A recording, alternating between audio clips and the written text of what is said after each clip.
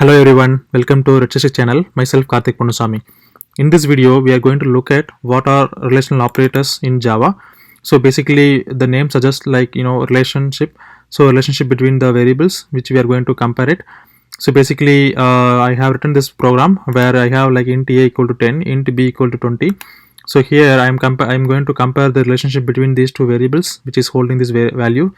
So relationship means, like, let's say whether these two values are same, the variables are same which is holding the value, and if it is not equal to or greater than or less than, or greater than equal to or less than equal to. So if I want to compare if both are same, then a equal to b, which means like if a and b value both are same or not.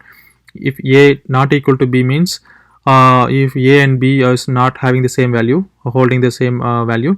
A greater than b means if a is holding the value which is greater than the b's value, and a less than b means if a is holding the value which is less than b's value. A greater than equal to b means either it should be equal to or greater than. Similarly, like less than or equal to means a value is less than or equal to. Let me go and execute this program to see the output. Okay, so here if you see here the value a equal to b. So here the value of a equal to 10, b equal to 20. So definitely a and b are not having the same value. It's not storing the same value. So the values are different. So basically a 10 is not equal to b. So that is why it is returning false. A not equal to b, yes, that is correct. So that is why it is returning true. A is greater than b. So 10 is greater than 20, no. So it is returning false. And a is less than b, which means like 10 is less than 20, yes, that is correct. So it is returning true. And a is greater than equal to b, which is like 10 is greater than or equal to 20, false, right? So that is why it's returning false. So 10 is less than or equal to b, so it is comparing 10 with b, 10 with 20, which is less than or equal to. So it is true, so that is why it is returning true.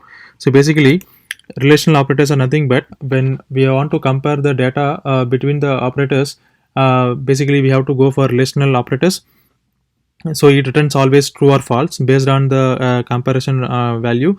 So if the condition is matched, then it will return true. If the condition is not matched, it is going to return false. So this is all about relational operators in Java. If you guys like this video, please hit the like button and subscribe to our channel and share it with your friends. If you guys have any question regarding this video, please post your comments in the comment section. I will be more than happy to assist.